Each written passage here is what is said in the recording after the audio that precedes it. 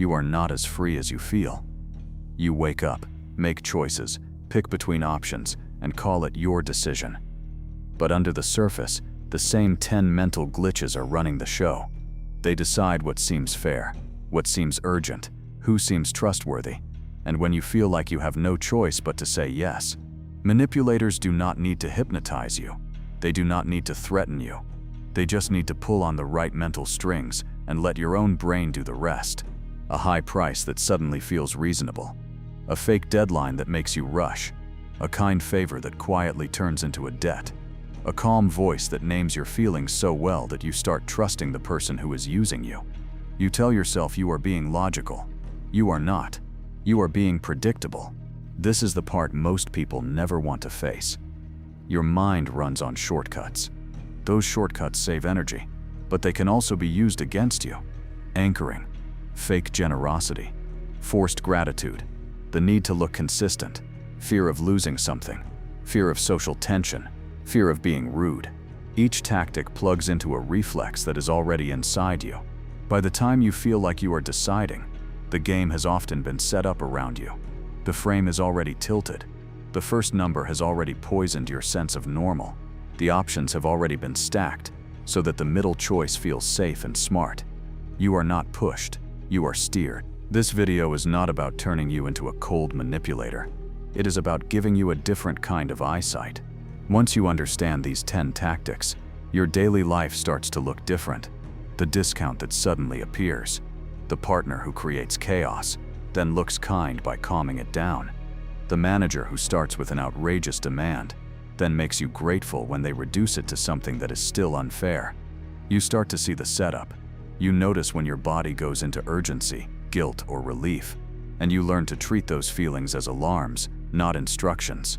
The hard truth is this: power today is quiet. It sits in who sets the first number, who decides what counts as normal, who chooses the options you are allowed to pick from, who creates the emotion in the room. Your freedom is not usually taken by force, it is redirected by structure. The people who understand these mental glitches do not argue with you. They arrange you. You can keep pretending that your gut is always right, or you can start learning the code that other people already use on you. 1. The anchor that hijacks your sense of reasonable. Your brain hates floating in uncertainty. It needs something solid to grab onto, some starting point to compare everything else against. That starting point is the anchor. Once an anchor is in place, it quietly drags your sense of reasonable toward it, even when the anchor is random, fake, or totally unrelated to what you are deciding. This is not just theory. In classic experiments by psychologists Amos Tversky and Daniel Kahneman, people were asked to spin a wheel of fortune that landed on a random number. After that, they were asked to guess the percentage of African countries in the United Nations. The random number from the wheel was completely unrelated, but it still changed their answer. When the wheel gave a higher number, their guesses were higher. When the wheel gave a lower number, their guesses were lower. Their brains had grabbed onto the first number they saw and treated it as a reference point without realizing it. Anchoring is why a shirt that costs $200 can suddenly feel like a good deal when the tag says was $400, now $200. Your mind is not asking, is this shirt worth $200? It is asking, compared to $400, does $200 seem better? The fake original price becomes the anchor, and everything else gets pulled toward it. In negotiations, this is deadly. A salesperson starts with a very high price, then generously drops it. Now, the lowered price feels fair, even if it is still above what you should be paying. The first number was never serious. It was a weapon. Lawyers, contractors, consultants, and anyone who sells anything learn this fast, even if they never read a psychology book. Go high first, then act kind when you move down. You feel like they compromised. In reality, they trained your brain to see their target price as a favor. Anchoring is not only about money. The first story you hear about a person becomes the anchor for their entire identity in your mind. If a friend says, "He is difficult," you will start spotting every sign that confirms that label. If a teacher calls a child gifted early on, later mistakes are excused because your mind keeps returning to the original anchor: smart, talented, special. News works the same way. The first report about an event creates the moral anchor. Victim, villain, hero, threat. Even if more facts come out later, your brain keeps orbiting the first version. It feels easier to adjust that first story a little than to rebuild the whole thing from scratch. At work, an early impression can lock someone into a role. The reliable one, the lazy one, the dramatic one. After that, every action is filtered through that anchor. The reliable person gets more trust than they deserve. The lazy one has to work twice as hard to be seen as normal. When you start a relationship, the first phase anchors everything. If it begins with intense romance and constant attention, that becomes your standard. When they later pull back, you keep comparing it to the original high. You tell yourself it is just a rough patch, because your anchor for what they are like is still rooted in the early show version of them. There are clear internal signals that you are being anchored. You notice yourself comparing everything to one number or one story, even though you do not really know where that standard came from. You feel that your own counteroffer is unrealistic, but you cannot explain why. You feel guilty for not accepting a compromise that only seems fair when compared to an extreme starting point that was never real. For example, a manager demands that you stay late every night this week. You push back. They compromise and say, fine, just 3 nights. Now you feel pressure to agree, because it sounds reasonable beside the original demand. But ask yourself, if they had started with 3 nights, would that have seemed fair, or are you being dragged into their anchor? Research on debiasing shows that the only real defense against anchoring is to build your own anchor before someone else can install theirs. Before you walk into a negotiation, decide in advance what counts as a good deal, a fair compromise, and a walkaway point. Write it down. That becomes your reference, instead of whatever inflated number they throw out first. When someone gives you a price or a standard, do not respond immediately. Delay. Ask yourself, relative to what? Compared to what other options? What other prices? What other people? Force your mind to create more than one comparison point. If you are offered a job and they say, most people at your level make this much, ask what range they are using, what market data they have, and compare it to salaries from other sources, not just theirs. In social situations, challenge first labels. When you meet someone and a friend says, she is crazy, mentally shelve that opinion and watch for your own evidence. When news hits with a dramatic tag, such as monster, hero, or innocent, hold it lightly and remind yourself that this is just the first frame, not the full story. Normal humans hate this slow thinking because it feels tiring and uncertain. But that tired feeling is the cost of real judgment, instead of rented judgment that has been anchored from the outside. The main shift is simple, but not comfortable. Anytime you find yourself thinking, that seems reasonable, ask, reasonable compared to what? If the only answer is compared to what they told me first, you are not being rational. You are being anchored. 2. The door in the face. Fake generosity as a weapon. Now comes a tactic that almost everyone has felt, but very few people can name: the door in the face technique. The pattern is simple. First, someone asks for something big, something you are very likely to refuse. After you say no, they come back with a smaller request, which is the thing they wanted all along. Because they came down, it feels like a favor. It feels like they are meeting you in the middle. But nothing about it is honest. The first request was bait. The second is the real goal. This tactic was tested by psychologist Robert Cialdini and others. In classic experiments, people were first asked to volunteer several hours every week to work with troubled youth, a request that most refused. Then the same people were asked if they would be willing to take the kids on a single 2-hour trip to the zoo. Suddenly, compliance shot up. The smaller request felt like a kind of compromise, even though it was always the true target. Your brain runs on social rules. When someone makes a big ask and then you reject it, you already feel a tiny sense of guilt. You feel like you have let them down. So when they reduce the request, it looks like they are the flexible one. They made a concession. Now you feel pressure to match it, to be fair, to not look selfish. The mind does not judge each request on its own. It judges the move. They came down, so you should go up. This is how door in the face slides past your rational thinking and taps into your fear of being unfair or rude. Toxic bosses use this tactic constantly. A manager asks, "Can you finish this whole project by Monday?" You know it is impossible. So you say no, feeling stressed and guilty. They sigh, act disappointed, and then say, "All right, at least get the first 3 sections done by Monday." Now that second demand feels reasonable, even generous. But is it?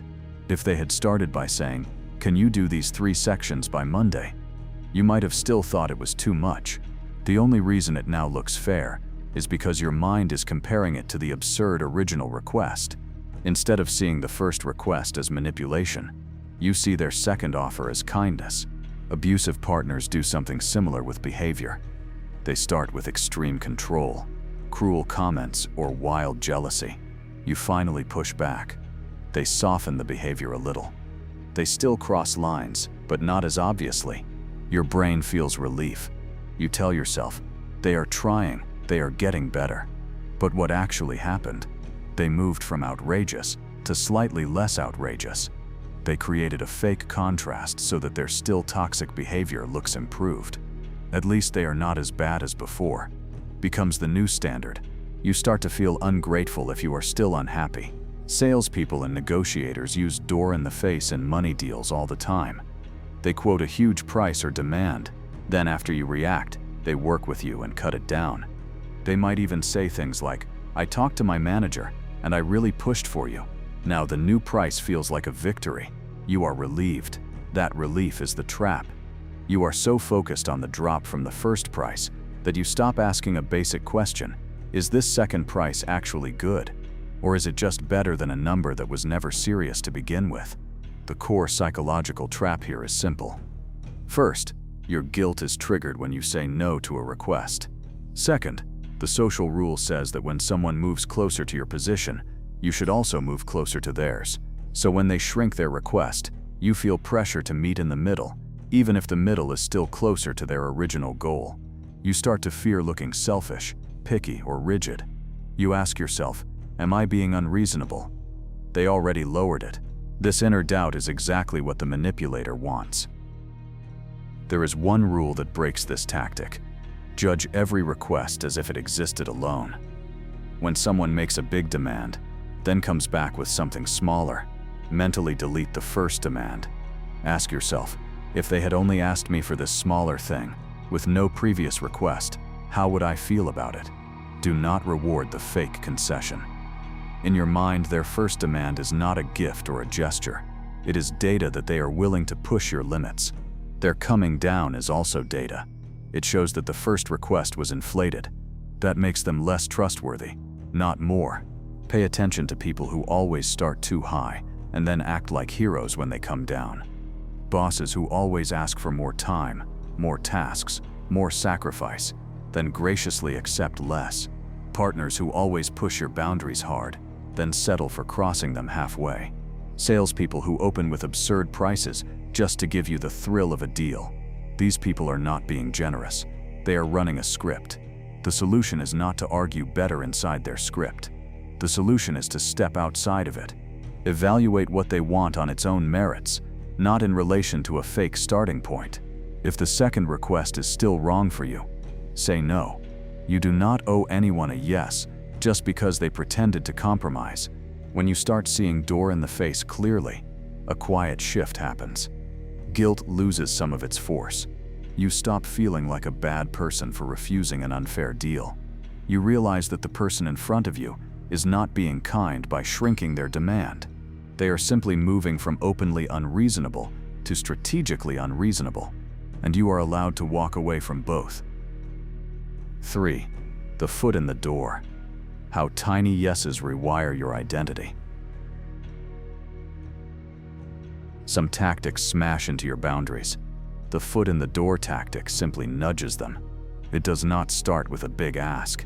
It starts with something that feels too small to matter. A tiny favor, a quick form, a harmless task. You say yes because it seems easy and polite. But that small yes quietly changes how you see yourself. The next time they ask for more, it does not feel like a new choice. It feels like continuing what you already started. This is why the tactic is so dangerous. It hijacks your need to feel consistent, and it turns your past actions into a tool to control your future actions.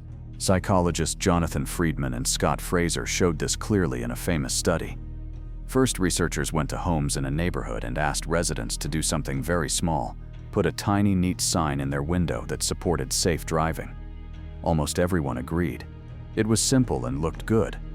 A short time later, a different person came back and asked those same residents to put a huge, ugly sign in their yard that said, "Drive carefully." The sign blocked the view and looked terrible. A fresh group of people, who were only asked to accept the ugly sign with no earlier request, mostly said no. But the people who had already agreed to the tiny window sign were much more likely to say yes to the huge sign. The small first favor primed them. Their brain started to think, "I am the kind of person who supports safe driving." When the bigger request came, saying no felt like going against that new identity. This is the core of foot in the door. Your brain does not just record what you do. It uses your behavior to guess what kind of person you are. If you sign a petition, you later see yourself as someone who cares about that cause. If you help a coworker after hours, you start to see yourself as a team player. Once that identity is in place, you work hard to keep it. Saying yes again feels natural. Saying no starts to feel like betraying yourself, rather than just declining a request. Psychologist Robert Cialdini described this as the commitment and consistency principle. Once you commit, even in a small way, you want to act consistently with that commitment. Manipulators do not need to force you. They just need to get you to take the first small step. You see this in charity drives all the time. A volunteer asks, "Can you spare 30 seconds to sign this?" It is so small that refusing feels mean. You sign. Now you are on a list. Later they call or email, reminding you that you already showed support and ask you to donate money every month. The second ask leans on the first. You are not just giving money. You are staying true to the kind person you like to think you are. If they had started by asking you to commit monthly income to a cause you barely know, you might have said no without guilt. But thanks to the tiny first yes, saying no now feels strange. Toxic partners are skilled at this too. In the beginning they might say, "Can you just let me know who you are with when you go out? It makes me feel safe." That sounds like a small, caring request. You agree. Later they ask to see your phone just to ease my mind. Then they want your passwords. Then they get angry if you do not answer immediately. Each step is only slightly bigger than the last. You tell yourself, "I already agreed to be open with them. I should not make a big deal about this." The first yes to a small request has slowly turned into a pattern of control, built on your own desire to be a loving and supportive partner. At work, the pattern is just as common. A manager says, "Can you stay just a little late tonight to help with this?" It feels like a one-time favor. You stay. Next week, they say, "You are so reliable. Can you help again?" It would mean a lot. Soon, staying late becomes a regular expectation. When you start to feel tired and want to push back, your own past behavior is used against you. You hear, "You have always been so committed, what changed?" You feel like saying no now would make you inconsistent or less loyal. The role of the helpful one has wrapped around you, and every new request pulls on that role. The identity shift is the real trap. After a few small yeses, you no longer see each new favor or task as a separate decision. You see it as part of who you are. I am generous. I always show up. I never abandon people. These are good traits in healthy relationships, but manipulators stretch them. They lean on them. They make you feel that protecting your time, money, or energy means betraying your own values. You can hear it in the language they use. "I thought you cared about this. I thought I could count on you." This is not like you. They pull your self-image into the negotiation, so that now you are not just deciding about a task, you are defending who you believe yourself to be. This is why the foot-in-the-door tactic works so well when the first request matches a positive value you want to believe about yourself. If you want to see yourself as kind, they will ask for a tiny act of kindness. If you want to see yourself as tough, they will ask you to handle a small extra strain. If you are proud of being loyal, they will start with a small act of loyalty. Once you behave that way, they can say, in words or tone, "This is what you are like." From there, it takes real strength to say, "I can be that kind of person," without saying yes to everything you want. To protect yourself, you need to do something that feels mentally awkward at first. Treat each new request as independent, no matter how much history you have with the person. When someone asks for more, pause and ask yourself, if they had started with this request before I ever did anything for them, would I still say yes? If the answer is no, then your desire to agree is not about the fairness of the request. It is about your need to feel consistent. That is a red flag that you are in a compliance funnel, not a healthy exchange. Start noticing patterns of slow escalation. The favor that grew from 5 minutes to an hour. The help that became a habit. The tiny secret that turned into bigger secrets you are now hiding for them. When you catch that pattern, you do not have to attack the person. You can simply reset the frame by saying something like, "I know I helped before, but this is more than I can do." You are allowed to update your behavior without rewriting your identity. Being a kind person does not require you to be endlessly available. Another useful move is to write down what you are comfortable giving at the start of a relationship or project. For example, decide in advance how many extra hours per week you are willing to work, or what types of favors you are okay doing for a friend. When the requests slowly rise above that, you have an external record to compare against, instead of just your emotional need to be consistent. This simple act takes the pressure off your self-image and returns you to the real question: does this request make sense for me right now? The foot-in-the-door tactic does not turn you into a puppet overnight. It uses your own values against you, one small step at a time. Every tiny yes is a chance for your brain to update the story of who you are. That story can be used to guide you or to trap you. The difference lies in whether you notice the pattern and reclaim the right to say, "I did this before, and I might not do it again. My past actions describe me, but they do not own me." 4. Scarcity. Manufacturing panic to override rational thought. Scarcity is simple on the surface. When something seems rare, people want it more. But inside your mind, scarcity is not about logic, it is about fear. Your brain was shaped in a world where missing out on food, shelter, or allies could mean danger. So when something looks limited today, the old survival systems wake up. Your heart beats faster, your thinking narrows, and your body urges you to act fast, even if what you are chasing is just a pair of sneakers, a discount, or a text from someone who barely respects you. Manipulators know this. They do not just tell you what they are offering, they tell you what you could lose, what you might miss, what you will never get back if you hesitate. Psychologists, including Robert Cialdini, have shown that people place more value on things that appear scarce. Commodity theory research found that when people think a product is limited, they rate it as more desirable, even when nothing else about it changes. It is not that the item suddenly becomes better. Your brain treats scarcity as a signal. If it is rare, others must want it, so it must be worth having. Add in the fear of losing a chance, and your decisions stop being calm choices and start looking like reactions to a threat. Under the surface, the scarcity effect is tied to how your brain handles danger. In an environment where resources are limited, moving too slowly could mean getting nothing. So the brain learns to shortcut. Scarce equals urgent. The amygdala, the part of the brain that responds strongly to threats and loss, lights up more when you face possible loss than when you face the chance of a gain. That is why you feel such a strong pull when you see phrases like, "only a few left," or "offer ends tonight." Your deeper wiring is not saying, "this is a smart deal." It is saying, if you do not move, you might lose out, and losing out is dangerous.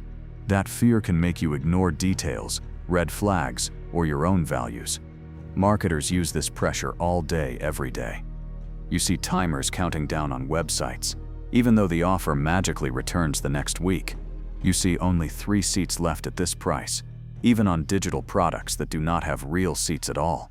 Stores hang signs that say limited stock when they have a warehouse full of the same item. Online sellers show fake purchase alerts or messages like "someone in your city just bought this" to make you feel like you are in a race. None of this is about the real value of the thing. It is about putting your nervous system into a state where the thought of missing out feels worse than the risk of wasting money. Scarcity does not just show up in sales. Social media runs on it. Stories disappear after 24 hours, posts are pushed down by the feed, and trends move quickly. The message is constant. If you do not watch, share, or join now, you will be left behind. This fear of missing out, often called FOMO, is just scarcity dressed up in modern clothes. Your brain is again reacting to something that looks limited: time, attention, belonging. You end up saying yes to events you do not care about, buying things you do not need, and staying stuck to screens far longer than you planned, all to avoid a vague fear of being left out. Manipulative partners also use scarcity to control you.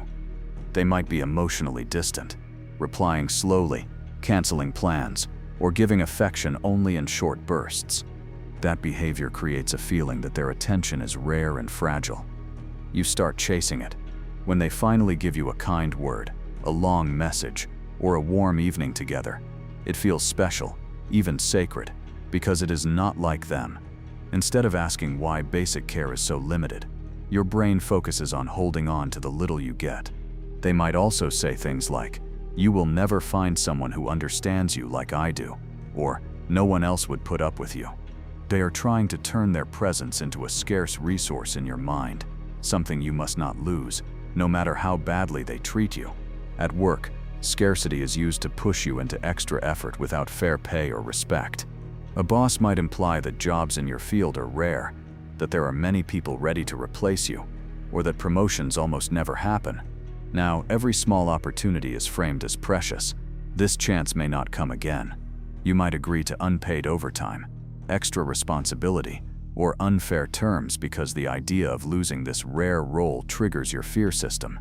You stop asking whether the opportunity is actually good for you and focus only on not losing it. The emotional signature of manufactured scarcity is easy to miss while you are inside it, but clear in hindsight, you feel a sudden tightness in your body, like a small rush of panic.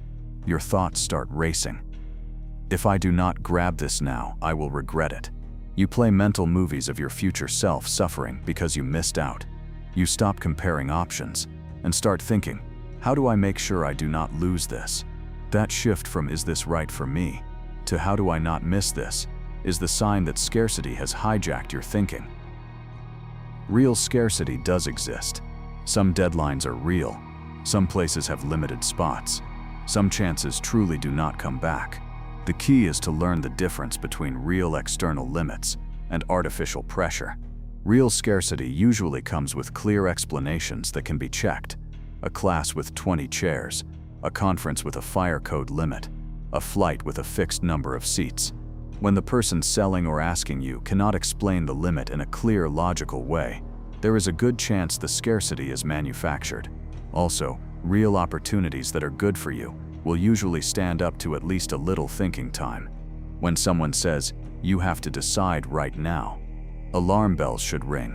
There is a simple question that cuts through much of the confusion. If this were always available, would I still want it this much? Imagine the product, the job, the trip, or the relationship without any time pressure or fear of losing it. If the desire drops sharply as soon as the clock disappears, you are not drawn by its real value. You are driven by panic. Ask yourself, if I could come back in a week and get this on the same terms, would I still be interested? Honest answers to that question can save a lot of money, time, and pain. When you feel scarcity, panic rising, try to slow your body before you decide. Take a few slow breaths. Notice any tightness in your chest or stomach. Say in your mind, "This feels urgent," but that feeling is not proof that it is important. If someone is pushing you to act fast, ask for time. If they refuse, take that as data. A person or offer that cannot survive a brief pause is rarely worth your long-term commitment. Your fear of losing the chance is often bigger than the actual cost of saying no. Scarcity is powerful because it hooks into something very old and very deep inside you. It turns decisions into emergencies. But not every limited offer is an emergency. Not every distant partner is rare. Not every job is a miracle. When you start asking, "Would this still matter to me without the pressure?" You take the first step out of fear and back into real choice. 5. The halo effect. When one good trait blinds you to everything else. The halo effect starts with something simple. The brain is lazy. Instead of judging every part of a person or situation on its own, it grabs one clear trait and lets that trait color everything else. If someone seems attractive, confident, or smart in one area, your mind quietly assumes they must also be kind, honest, and capable in other areas. That single good impression becomes a glowing halo that hides flaws and red flags. You do not see a full person. You see a story your brain built around one bright spot. This effect was first seen clearly in research by psychologist Edward Thorndike. He asked military officers to rate soldiers on different traits such as intelligence, leadership, and character. The officers were supposed to judge each trait separately. In reality, when they rated a soldier high in one area, they almost always rated him high in all the others too, even when there was no real reason. A soldier who looked sharp and confident was also judged as smarter and more reliable, just because of that first strong impression. The halo of one trait distorted everything else.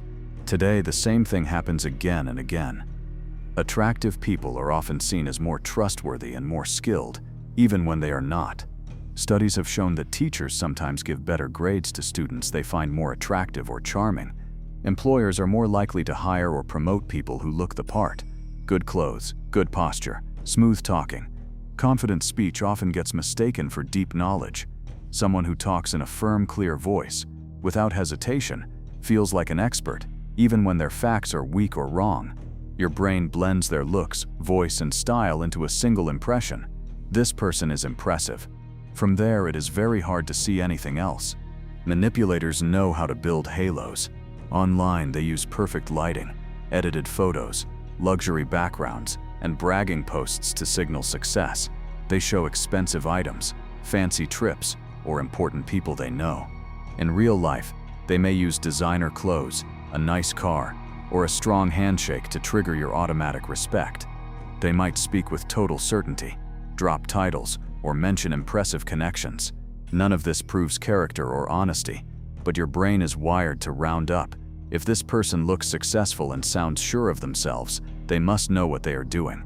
That is the halo effect at work. The dark side appears when that halo covers serious problems. A charming boss who makes good jokes and seems caring in meetings can be cruel and unfair behind closed doors. A good-looking partner who is exciting and fun can also be controlling or dishonest. A popular leader who speaks well on stage can hold extreme or harmful views. But because your first impression was so positive, you keep bending new information to fit the glow. When something they say does not make sense, you assume you misunderstood. When they act selfishly, you tell yourself they must have a good reason. The halo makes you doubt your own eyes. This effect often protects abusers. Many people who hurt others are not obvious villains. They are charming with outsiders, generous in public, and skilled at making a good first impression. Friends, family, or co-workers see the polite, funny side and build a strong halo around them. He is such a good guy. She is so sweet. They are always helping people. When a victim finally speaks up, others struggle to believe it. The halo and the accusation do not match, so people choose the halo. They say things like, "I cannot imagine him doing that," or "She is always so nice, you must be mistaken." The same glow that once attracted you can also trap you by blinding others to the truth when you ask for help. Families often have golden children who benefit from the halo effect. A child who does well in school or sports may be seen as responsible and mature in every area, regardless of actual behavior. When this child messes up, adults excuse it. When a sibling with a weaker halo makes a small mistake, it is judged harshly. Over time, the golden child learns that charm or success in one area will cover other flaws.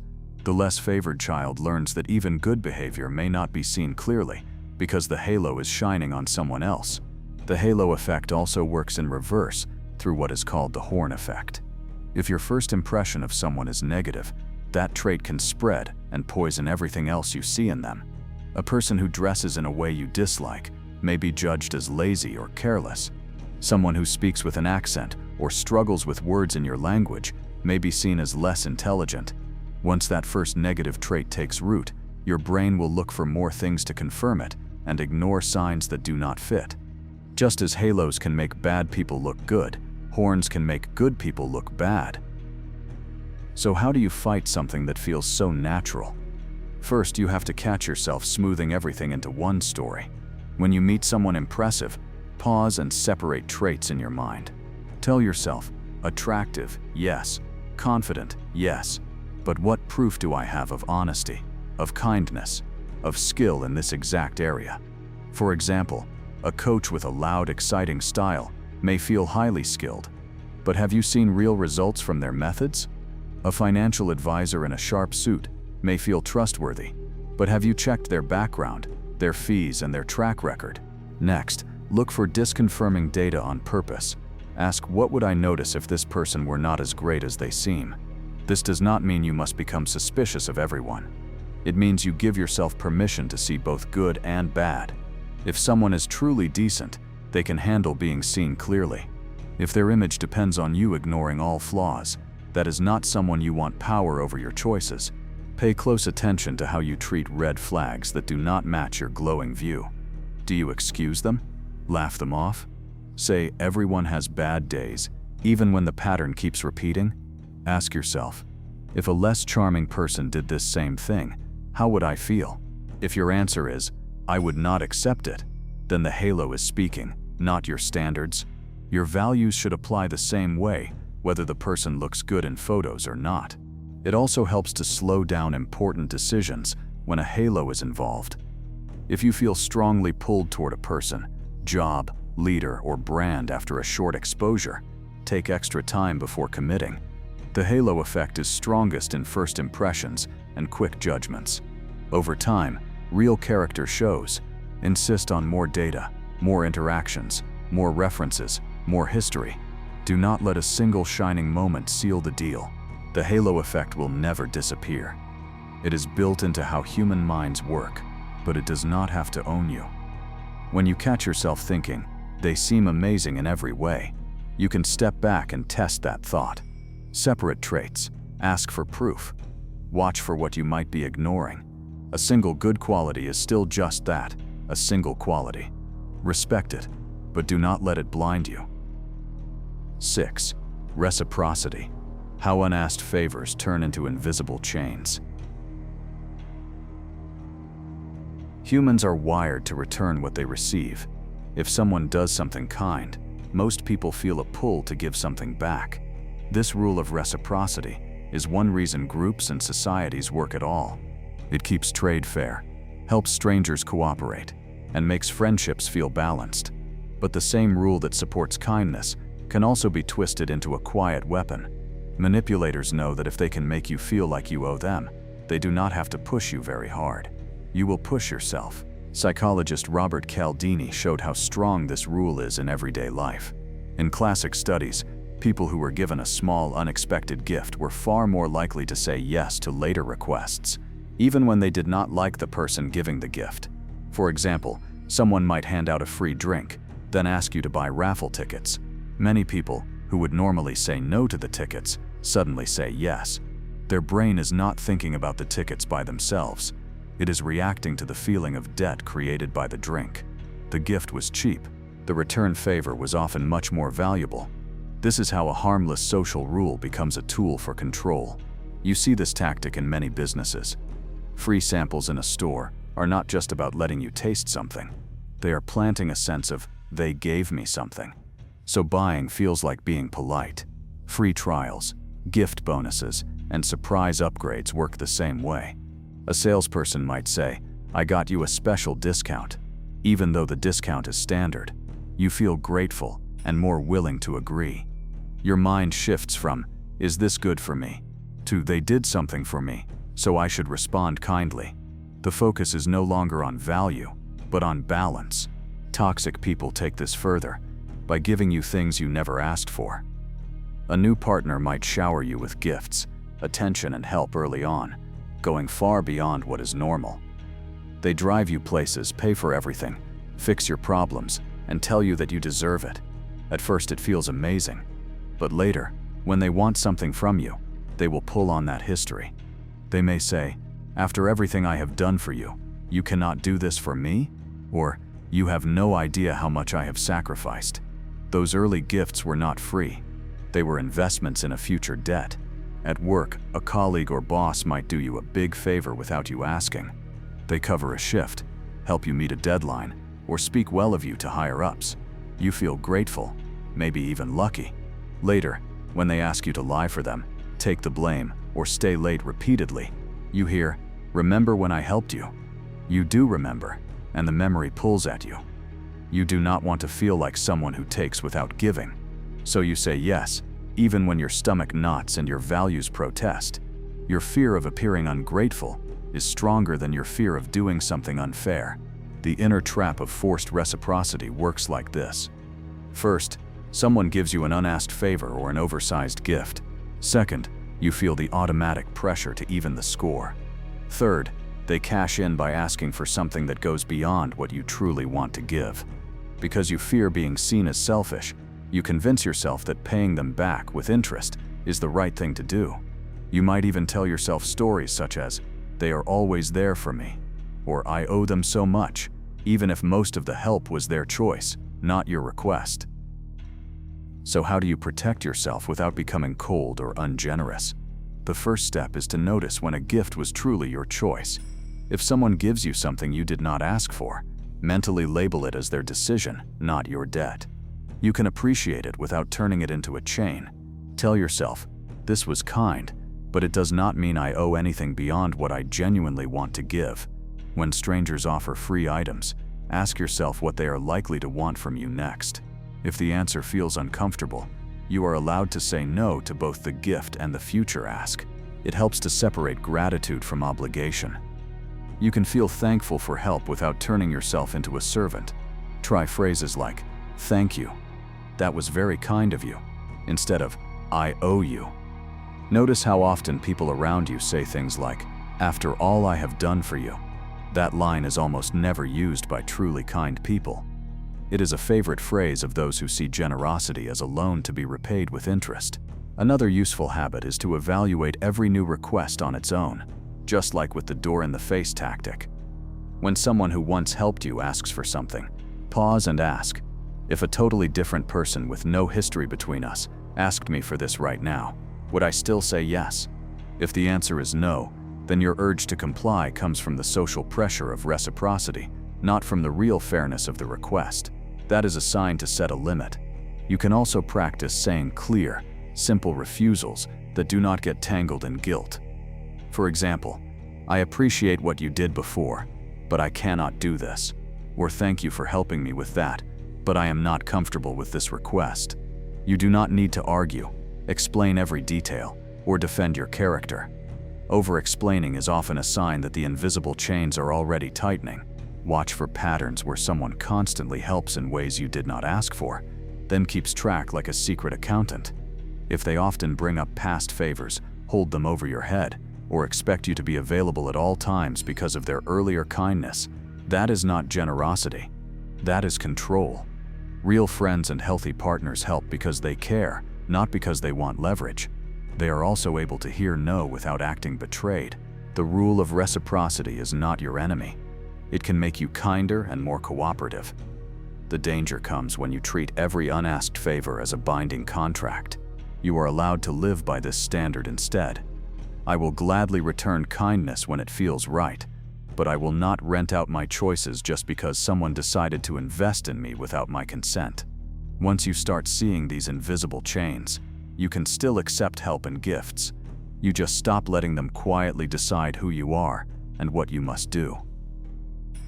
Emotional labeling, calming your guard to slip past it. Emotions can feel wild and messy, but there is a strange rule hidden inside them. When you put a feeling into words, it often gets quieter. This is called emotional labeling or affect labeling. You say, "I am anxious," "I am angry," or "I feel ignored," and somehow the feeling becomes a bit less sharp.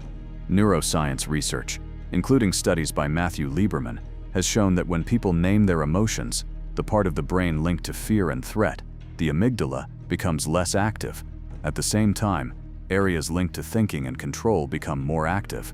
Simply describing what you feel acts like a brake on your emotional reaction.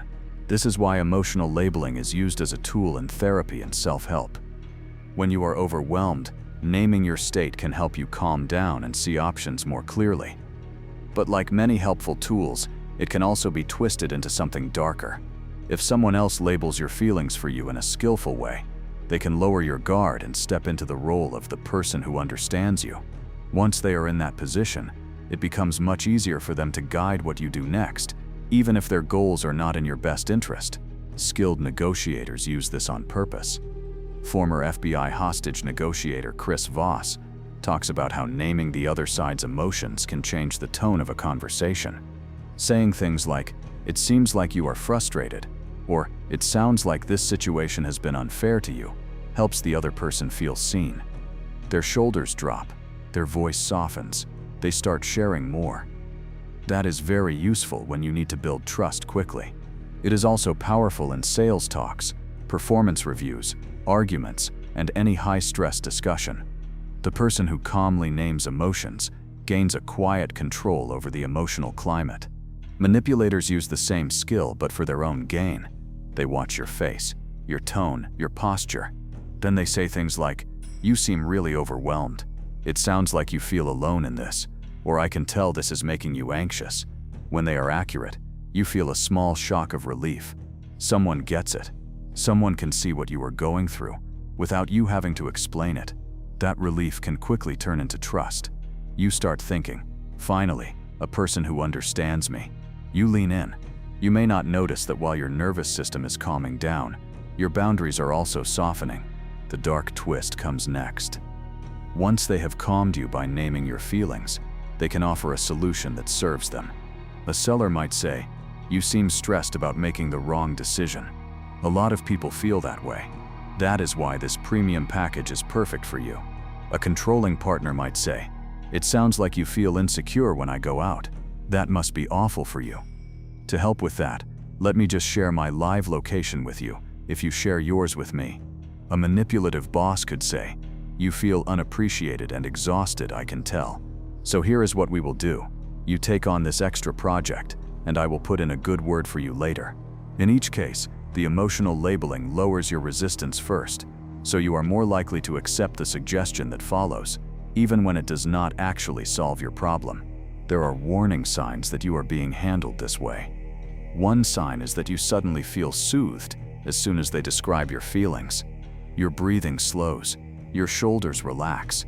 You might even feel a little grateful or attached to the person who just spoke. Another sign is that you start sharing more than you meant to. Because they seem to understand, you open up, reveal personal details, or admit doubts you were planning to keep private. A third sign is that you accept their version of your feelings, even when it is slightly off. For example, they say, "You are just scared of commitment," and you start to think, "Maybe I am," even though what you actually feel is mistrust toward them. Their label starts to shape your story. A deeper sign is what happens right after you feel understood. Do you quickly lose the urge to push back, question, or ask for time? Do you find yourself nodding along with their plan, even if it costs you money, time, or autonomy? If your resistance seems to melt away right when they begin to suggest what you should do, that is not magic. That is a tactic. Calm the guard, then walk through the door. None of this means that every person who names your feelings is a manipulator. Many therapists, friends, and caring partners use emotional labeling in a healthy way to help you feel seen and to support your own choices. The difference lies in what happens after the labeling. In healthy use, the other person labels your feelings, then gives you space. It sounds like you are really exhausted and hurt. What do you think you need? They do not rush to sell you a solution or twist your feeling into something that suits them. In manipulative use, the labeling is quickly followed by pressure, guidance that mainly benefits them, or a narrative about you that limits your options. To protect yourself, you can use emotional labeling on yourself before others do. When you enter a tense talk, check in with yourself. Saying it in your own mind helps reduce the emotional spike and gives you a bit more control. Now, if the other person says, "You seem really unsure of yourself," you have your own inner map. You can compare and think, no, actually I feel pressured, not unsure. That is different. Self-labeling makes you less dependent on their version of your state. Another key question to keep in mind is, who benefits from me calming down right now and saying yes? Sometimes the answer is both of us, such as in a heated disagreement that needs to cool down. But other times the answer is clearly them. For example, a salesperson who needs you relaxed just enough to sign a contract, or a partner who needs you calm enough to accept blame for something you did not do. When you notice that the push to calm down lines up very closely with their need to close the deal, win the argument, or get their way, be extra careful. Also watch out for people who label your feelings in ways that make you doubt yourself. They may say, you are overreacting, you are just being emotional, or you are too sensitive, dressed up as understanding. I get that you are just emotional right now. This is not real emotional labeling. It is a subtle form of gaslighting. They are not naming your feeling to help you manage it. They are naming it to dismiss it. Real labeling sounds more like, you seem angry because of what happened, or you look disappointed, without judgment attached. You can respond to manipulative labeling by gently correcting or stepping back. For example, I do not think that is exactly what I am feeling. I feel more frustrated than scared. Or you might be right about me feeling stressed, but I still need time to think before I decide. That way you take back authority over your inner state and slow down the rush toward their preferred outcome. Emotional labeling is a powerful lever between the emotional and thinking parts of the brain. Used by you on yourself, it can help you stay grounded and make clearer choices. Used by someone else, it can either support your clarity or steal it. The key difference is whose interest is being served. When someone seems to understand you perfectly yet always guides you toward choices that benefit them, it is not empathy, it is strategy. Naming your feelings should give you more control, not less. 8. The power of pauses. When silence becomes a weapon.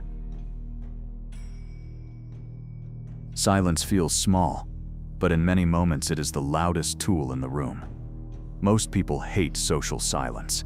A pause in a conversation, a gap after a question, a long quiet moment in a meeting or argument can feel almost painful. Your mind starts racing. Did I say something wrong? Do they expect more from me? Should I explain myself? To escape that discomfort, you rush to fill the space. You talk more than you planned, offer more than you wanted, or back away from a firm position just to make the tension stop. Manipulators know this. They do not have to shout. They can just go quiet and let your fear of silence push you into giving them what they want. Studies on conversations show that people in many cultures break silences very quickly, often within a couple of seconds. Longer gaps feel awkward. In that awkwardness, social pressure appears. You feel responsible for fixing the mood. In an interview, for example, if the interviewer asks a question and then just looks at you without reacting after your answer, the silence can feel like a silent judgment. You start doubting whether you answered well. You add more details, sometimes revealing weaknesses or concerns you never needed to mention. The interviewer learns more than they would have if they had simply moved on. Interrogators and high-stakes negotiators use silence on purpose. They ask a hard question, like why did you do that? Or is this your final offer? Then they shut up. No nodding, no okay, nothing. The silence stretches. If you are not prepared for it, your anxiety grows.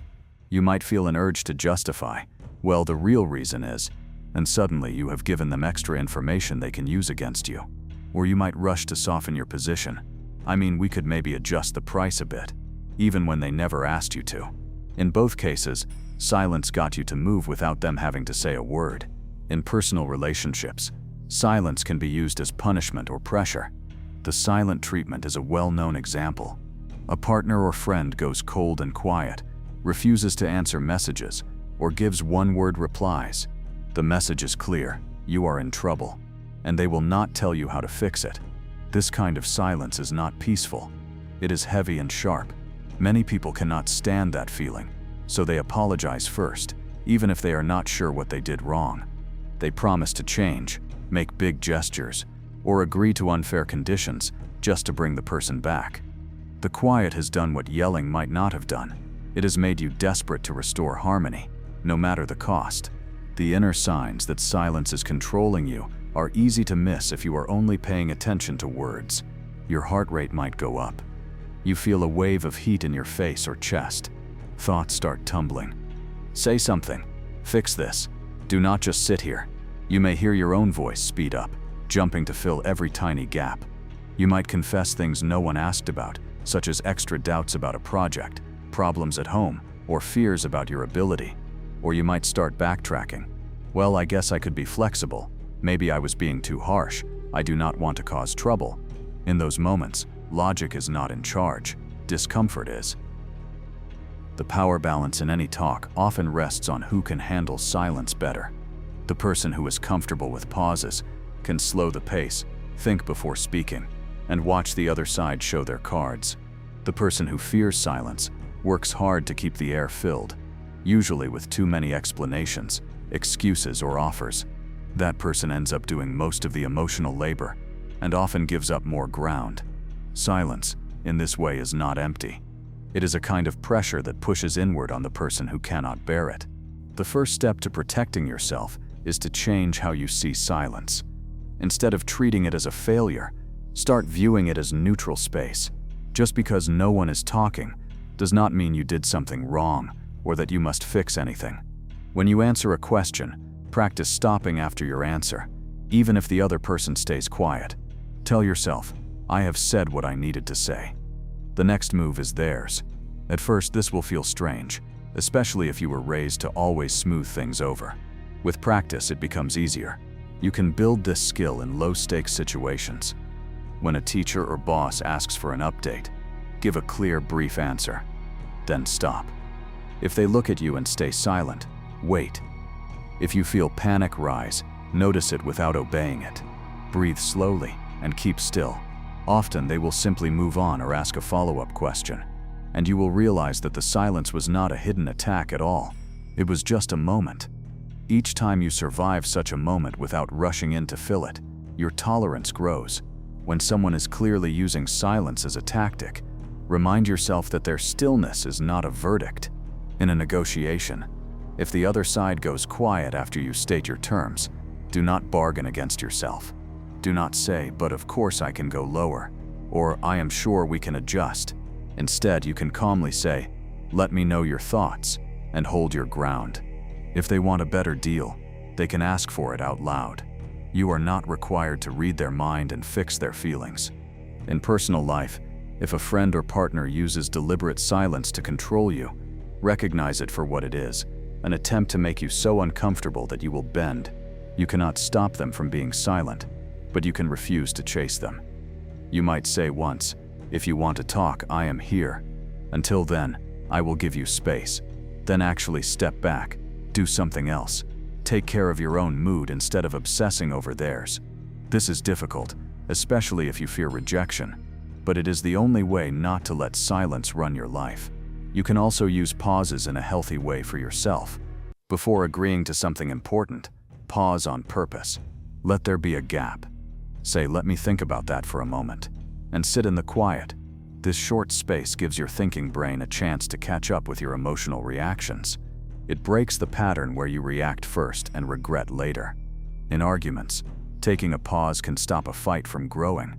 Saying, I need a minute to calm down, and then actually going quiet, is not manipulation. It is self-control, as long as you come back to the talk instead of using silence to punish. The key difference between using silence as a weapon and using it as a tool is intention. When someone uses silence to scare, punish, or force you into giving more, that is manipulation. When you use silence to keep yourself from rushing, over-explaining, or betraying your own limits, that is protection. From the outside, both may look similar. Two people not speaking. On the inside, they feel very different. In the first case, silence is a trap you are being pushed into. In the second, silence is a shield you are choosing to hold. The power of pauses will always exist. Human brains will probably always dislike long, awkward gaps, but you do not have to be a victim of that discomfort. You can train yourself to recognize the anxiety, breathe through it, and stay still instead of scrambling to make it vanish. When you do, a strange thing happens. The very silence that once controlled you becomes space you can use. Space to think. Space to notice what the other person is doing. Space to choose your next move instead of blurting it out. In that quiet, you are not empty. You are in control. 9. The decoy effect. Choice architecture that makes you obey yourself. On the surface, the decoy effect looks harmless. You see 3 options. You pick the one that feels best, and you feel proud of your choice. No one forced you. No one argued with you. But behind the scenes, the options were arranged in a way that quietly pushed you toward a specific answer. The trick is simple. Add a third worst choice that makes the target choice look obviously better. That worst choice is the decoy. It is not meant to be picked. It exists to bend your sense of value so that you walk willingly into the outcome someone else chose for you. Behavioral economists have studied this for years. Research by Joel Huber and others showed how people's preferences can flip when a third option is added. Suppose there are 2 cameras. Camera A is cheaper but has fewer features. Camera B is more expensive but better quality.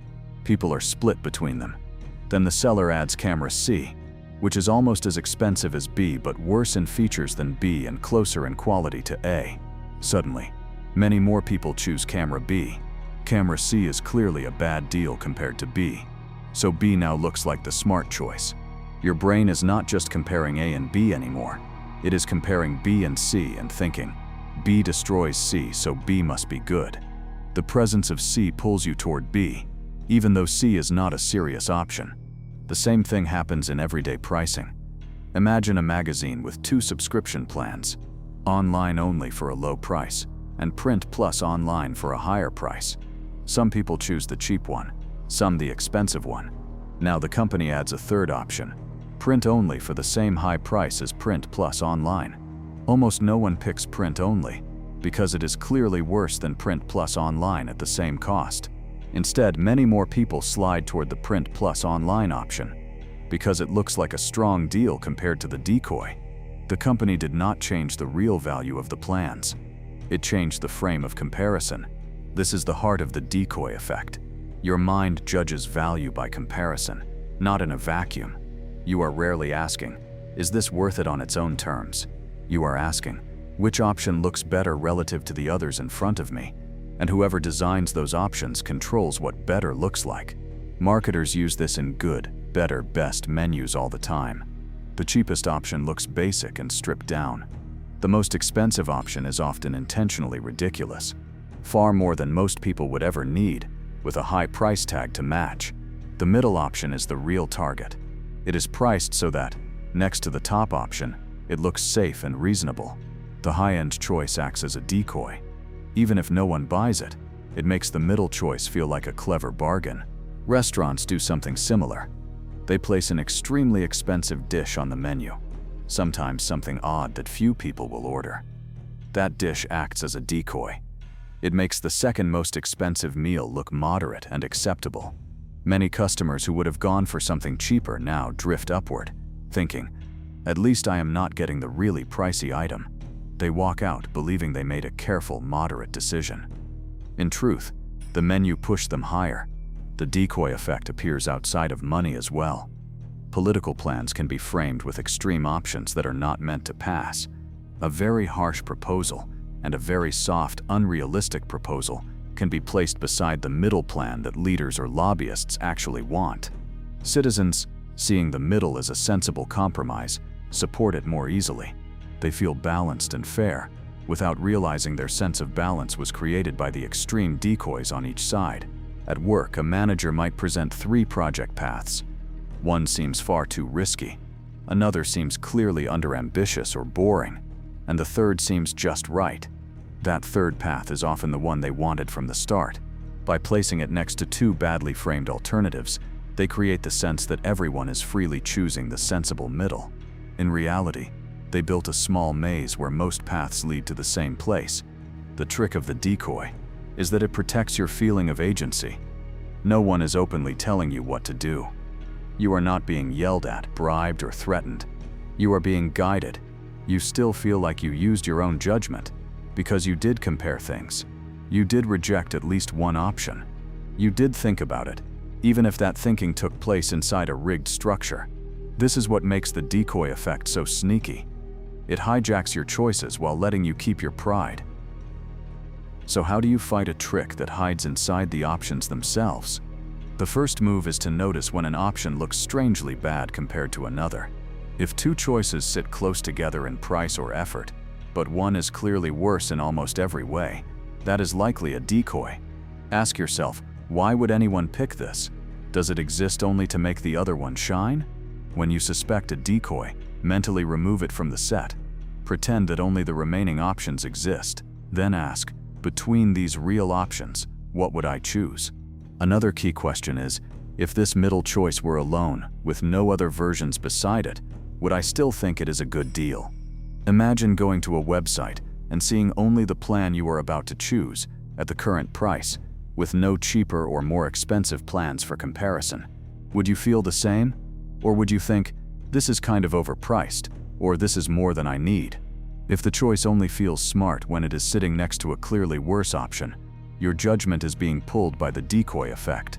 It also helps to step outside the given set of options entirely. Remember that whoever designed the list has an interest.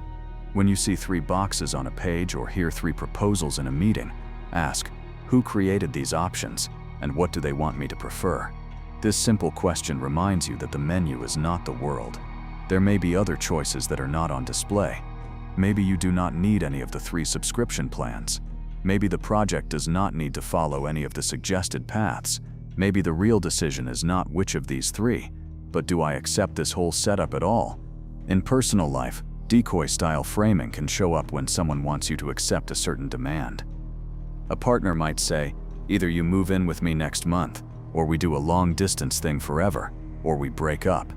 The scary options of unstable distance or breakup act as decoys to push you toward moving in before you are ready.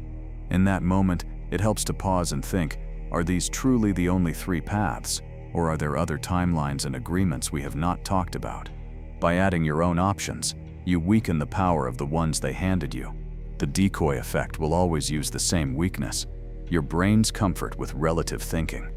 You are far more comfortable saying this is better than that, than this is absolutely good or bad. Businesses and manipulators design choices that take advantage of that, so that better than leads straight to what they want.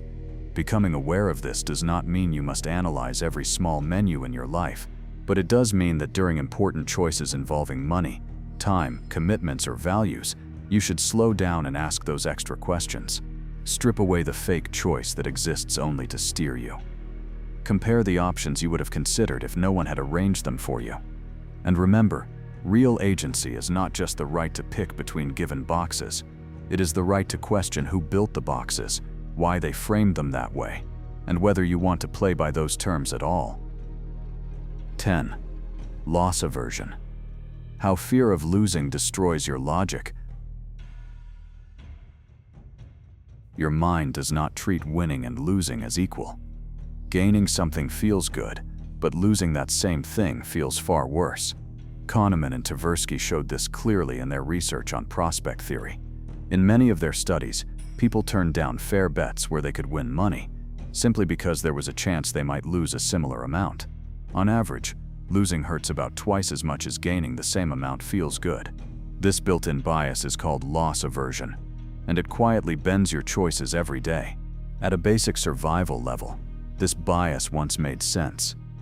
In harsh conditions, losing food, safety, or social support could be deadly, while a small extra gain was just a bonus. So the brain learned to treat possible losses as emergencies and possible gains as optional. But in modern life, this wiring often works against you. You lock on to what you might lose and ignore what you might gain. You cling to things that no longer serve you, because the thought of letting them go feels like cutting off a piece of your own history. This is why people stay in bad situations so often. Think about a miserable job. The logical question should be, does staying here make sense for my future? But loss aversion drags your eyes backward. You think about the years you have already put in, the training you did, the contacts you built. Leaving feels like throwing all that away. The same happens in failing businesses. university programs that no longer fit, or projects that clearly are not working. Instead of asking, what makes sense from now on, your brain keeps repeating, I cannot lose what I have already poured into this. That is the sunk cost fallacy, and it is powered by loss aversion. Relationships are another painful example. Someone may stay with a partner who lies, cheats, or disrespects them. From the outside, the right move seems obvious, leave. But inside the situation, loss aversion is screaming. You think about the years together, the shared home, the holidays, the inside jokes, the plans you made. You might also fear losing the good moments, even if they are rare now. The thought of starting over, of admitting that all that effort did not lead where you hoped, feels unbearable. If I leave now, everything I gave will have been for nothing, you tell yourself. That sentence is pure loss aversion. In reality, the time and energy are already gone. Staying does not bring them back. It only risks throwing more of yourself into the same fire. Manipulators know how to point this bias at you. They frame choices in terms of what you might lose, not what you might gain. A salesperson does not just say, this program could help you. They add, if you walk away now, you might never have this chance again. A toxic partner says, you will never find someone who loves you like I do. A boss warns, if you say no to this extra work, management might see you as not committed. Each line is designed to turn the decision into a threat of loss of opportunity, status, love, or identity. Once that fear kicks in, you are not calmly judging the offer. You are trying to escape the feeling of possible loss. Loss-based framing is used everywhere around you. Sales messages say, do not miss this discount. Ads for insurance show families losing everything, then offer protection. Teachers and parents might say, if you do not study, you will throw away your future. Political campaigns tell you what terrible things you will lose if the other side wins. All these messages have the same shape. Imagine a painful loss, then act now to avoid it. Your brain responds strongly to those images. You picture your future self regretting not acting. That mental movie can feel more real than the current facts in front of you. You can feel loss aversion in your body. There is a tightness in your chest, a clench in your stomach, or a restless buzzing in your thoughts. Your mind starts spinning what-if stories. What if I never get another offer this good? What if I end up alone? What if I regret saying no forever? In this state, you are not weighing pros and cons with a calm mind. You are trying to run away from regret before it even happens. That is when people sign unfair contracts, accept low offers, double down on bad investments, or agree to terms that damage their peace and health, just to avoid the pain of saying, I am willing to lose this. Money decisions show this clearly. Investors hold on to dropping stocks because selling would make the loss feel real. Until they sell, they can tell themselves it is just on paper. They may even pour more money in, hoping to win it back instead of accepting the loss and moving on. Business owners keep funding weak ideas because they have already spent so much. Governments keep building useless projects because stopping would look like failure. In each case, the focus is not on what will work best going forward. It is on not having to face the feeling of losing what has already been spent. So, how do you keep this bias from wrecking your logic? Start by forcing your attention to the hidden losses of staying the same. When you face a hard choice, do not just ask, what might I lose if I change? Also ask, what am I already losing by not changing? If you stay in a draining job, what is happening to your health, your relationships, your growth? If you stay with someone who treats you badly, what happens to your self-respect, your joy, your sense of safety? By seeing that staying put has a price too, you strip away the illusion that you are safe as long as you do nothing. Next, ask yourself a clean slate question. If I were starting from zero today, knowing what I know now, would I choose this? Think of your job, your relationship, your investment, or the offer in front of you, as if you had never touched it before. If, honestly, you would not choose it now, then loss aversion is likely the main thing keeping you attached.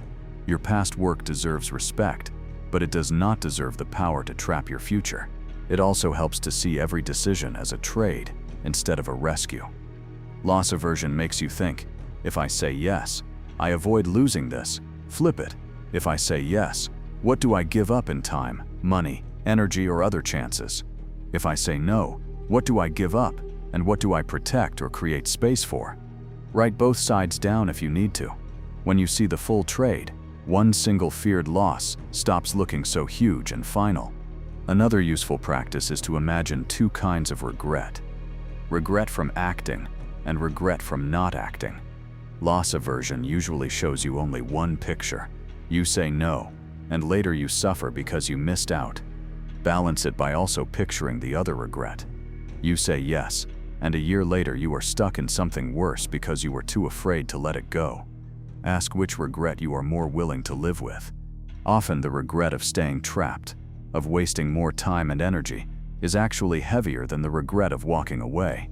When someone else is framing your choice in terms of loss, listen to what they are not saying. A partner might say, "You will never find someone like me." Ask silently, "And what will I keep losing if I stay with you?" A company might say, "This deal will never come again." Ask, "What will it cost me each month if I take it?" Their focus on one possible loss is a clue that they do not want you looking at the full picture. Loss aversion will remain part of how your mind works. You will always feel more pain at losing something than joy at gaining the same thing. But feeling that pain does not mean you must obey it. You can treat the sharp sting of possible loss as a warning sign to slow down, not to hurry. When you notice your body tense and your thoughts racing with "what if I lose this?" pause, ask the balancing questions. What am I already losing? If I started fresh, would I still choose this? What exactly am I trading here? In the end, this chapter is not about teaching you to be fearless. It is about teaching you to see when fear of loss is driving you straight into worse losses. The job that drains your life because you are scared to waste your degree. The relationship that crushes you because you are scared to throw away the years. The deal you accept because you are scared to miss out, even though it chains you down for longer than you want to admit. When you start seeing loss aversion clearly, you gain something more valuable than the things you are afraid to lose: the ability to choose based on where you want to go instead of what you are scared to leave behind. See you in the next one. Before you go, answer me this. What are you taking away from these loopholes? Will you use them on others, or